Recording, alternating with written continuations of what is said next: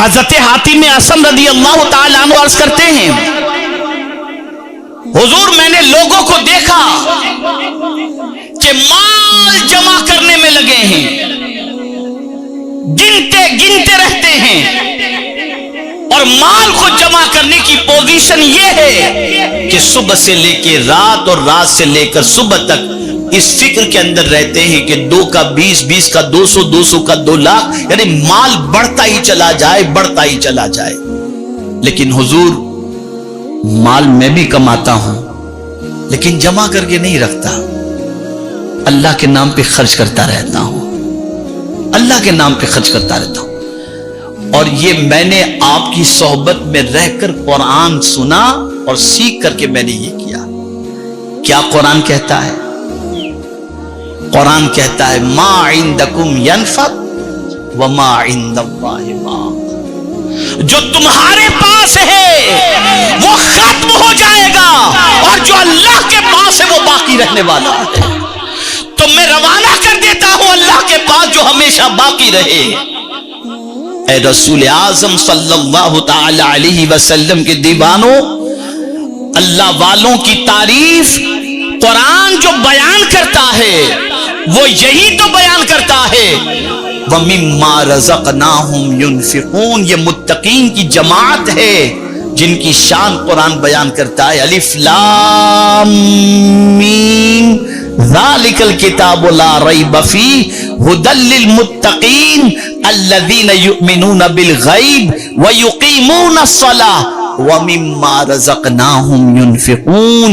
اللہ والے جمع کر کے نہیں رکھتے، جو ہوتا ہے ضرورت بھر رکھ کر باقی اللہ کی راہ کے اندر خرچ کر دیا کرتے ہیں، اس لیے کہ وہ جانتے ہیں جو اللہ کے نام پہ خرچ کیا جائے گا وہ اللہ کی بارگاہ میں باقی رہے گا، اور ہمیشہ اس کا باقی رہنا قرآن سے ثابت ہے۔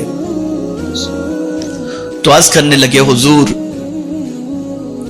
آپ کی صحبت میں رہ کر کے جذبہ سخاوت ہم نے پایا، اور مال جمع کر کے رکھنے کی بجائے مال اللہ کے نام پر خرچ کرنے کا جذبہ ہم نے اپنے اندر پایا، اور ہم کوشش کرتے ہیں کہ مال اللہ کے نام پر خرچ کرتے رہیں۔ اب یہاں میں آپ کو بتاؤں، بات جب خرچ کرنے کی آتی ہے تو آپ میں سے بہت سارے کہیں گے کہ ہم بھی خرچ کرتے ہیں، تو ذرا ٹھنڈے دماغ سے سوچیے گا خرچ کیا کرتے ہیں، کتنا کرتے ہیں۔ سائل دروازے پر آئے، کل کا کھانا ہو تو دے دو۔ اگر ماہ رمضان کے اندر غریبوں کو کپڑا پہنانا ہے تو سستے والا کپڑا خرید کر غریبوں کو دو، جو آپ پہنتے وہ نہیں، جو خود ہم پہنتے نا ویسا کپڑا نہیں۔ مارکیٹ میں تلاش کرنے نکلیں گے سستا کپڑا کون سا ہے، اور پھر وہ سستا کپڑا اللہ کے نام پر دیں گے۔ جو خود کو پسند ہے وہ اللہ کے نام پر نہیں۔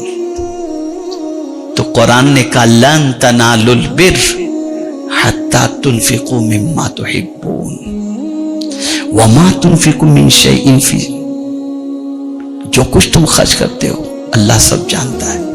ہرگز نیکی کو نہیں پہنچو گے جب تک کہ اپنی محبوب چیز اللہ کے نام پہ خرچ نہ کرو۔ گھٹیا چیز جو تم اپنے لیے پسند نہیں کرتے اسے اللہ کے نام پر دے کر تم یہ تصور کرتے ہو کہ تم نیکی کما لیے۔ نہیں، محبوب چیز کو اللہ کے نام پر دو۔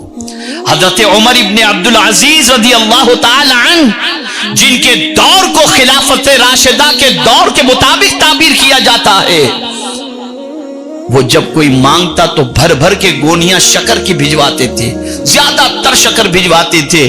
ان سے کسی نے پوچھا کہ حضرت آپ آٹا دال نمک کیوں نہیں بھجواتے ہو، گونی بھر بھر کے شکر کیوں بھجواتے ہو؟ تو جواب میں عرض کرتی تھی مجھے شکر بہت پسند ہے نا، اس لیے قرآن نے کہا اپنی محبوب چیز کو اللہ کے نام پہ قربان شکر دے۔ ذرا دیکھو ہماری پوزیشن کیا ہے، خرچ کرنے والی بات تو کرتے ہیں لوگ، لیکن ذرا دیکھو کیا خرچ کرتے ہو، کون سی چیز اللہ کے نام پہ دیتے ہو۔ ارے مدرسے میں بچے بھی پڑھانے کے لیے بھیجنے ہیں تو ذہین بچے کو ڈاکٹر بننے کے لیے بھیج دیا اور کند بچے کو مدرسے میں بھیج. یہ سوچ، یہ مینٹلٹی،